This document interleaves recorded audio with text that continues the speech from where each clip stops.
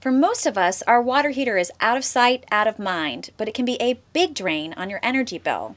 While insulating your water heater can help cut these costs, if your water heater is more than 10 years old, it's probably not using energy efficiently. Don't wait for it to break down before considering an upgrade to a more efficient model. But before you shop for a new water heater, make sure you do some research first.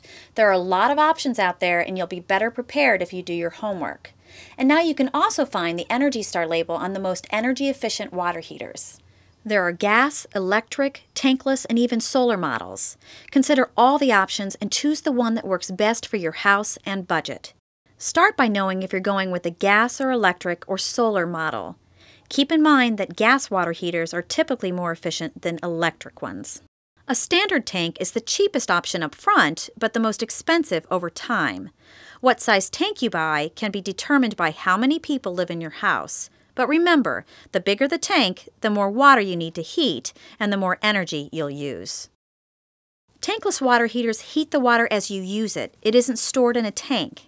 These come in both electric and gas models, and they have both pros and cons.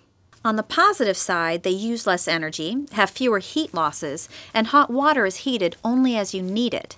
It's also heated instantly, so you don't waste water and time waiting for it to heat up. They're typically best for smaller households, but as they become more popular, they're starting to be made in larger sizes. In some cases, the tankless models may have trouble keeping up with your family's needs. Many have a minimum flow requirement that may not kick in for small tasks like washing dishes. This can cause the water to go from hot to cold and back to hot.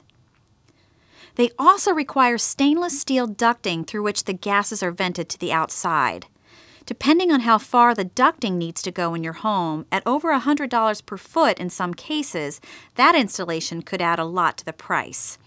If you choose a tankless water heater, gas models typically perform better than electric.